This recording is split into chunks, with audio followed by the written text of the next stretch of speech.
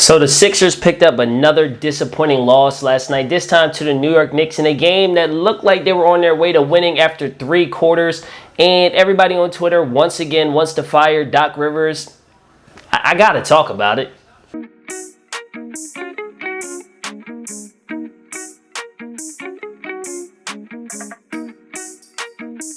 What's up, YouTube, and welcome back to the Sixers Break Room. Before we get into the video, don't forget to follow me on Instagram and Twitter. Both are at Sixers Break Room. Make sure you guys like the video, subscribe to the channel, all that good stuff. Drop a comment below. Now, all I'm seeing on Twitter, once again, is hashtag fire Doc Rivers. Everybody wants to get rid of this guy every single time we lose. We started off 0-3. Everybody wanted to fire Doc Rivers. Then we won 4 out of 5 games and nobody wanted to fire Doc Rivers, and we lose back-to-back games and everybody wants to fire him again. We got to stop flip-flopping all the time. Let's stop being so emotional in the moment, and let's just look at the basketball. When we're just looking at the basketball, I'm here to tell you, I don't think Doc Rivers is the best coach in the NBA. I don't think he's a world beater. I don't think he's, a guy that's like you absolutely have to have him on your staff in order to have a chance to win a championship.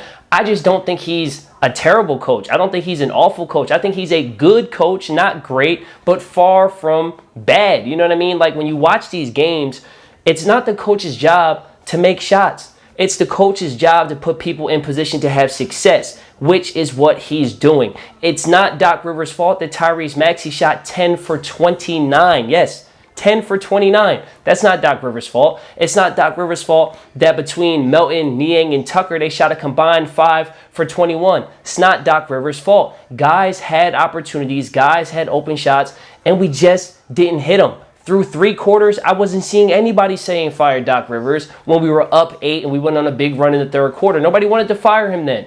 But as soon as things go south, the first thing we want to do is blame the coach. Let's stop doing that. Like, he needs to take some of the blame. Let's get that out of the way. I'm not saying Doc Rivers is blameless. I'm just saying he's not the number one thing we need to be blaming right now. Like, I feel like people are going to start thinking that I'm standing or I'm defending Doc Rivers all the time because I love Doc Rivers. It's not true. He's just not the main reason why we're losing. It's not his fault that guys are missing wide open shots. It's not his fault that Joel Embiid came into the season out of shape. It's not his fault that because we aren't playing well, James Harden had to play 36 minutes a night just to give us a chance to win, and then he ends up getting a little banged up. Like, these things aren't on Doc. At some point, we got to start holding these players accountable, and I think the time is now. I love Tyrese Maxey. I think Tyrese Maxey is a great player, but if he doesn't go 10 for 29, we probably don't lose that game.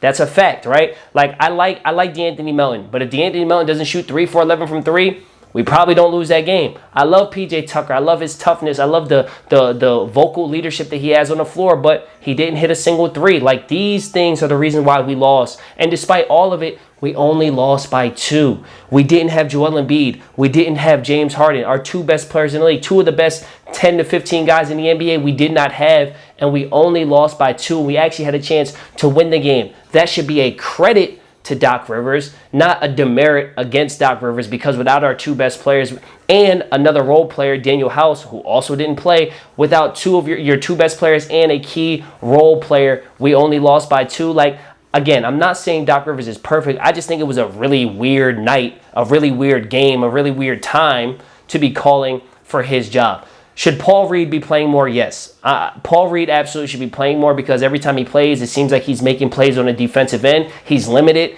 I don't think he's the greatest player, but should he be getting more time and maybe Montrezl Harrell getting a little bit less time? Yes, but at the same time, I often hear everybody bringing up Montrezl Harrell's plus minus. Well, last night, Paul Reed was -3, and Montrezl Harrell, I believe, was -4. So it wasn't that much of a difference. I don't think plus minus is everything. I just wanted to point that out. So I don't think Doc Rivers is perfect. I definitely think that there's times where I'm watching them and I'm scratching my head a little bit like, why have that rotation out there, right? Why have those 5 guys playing together? Why is this guy not playing more?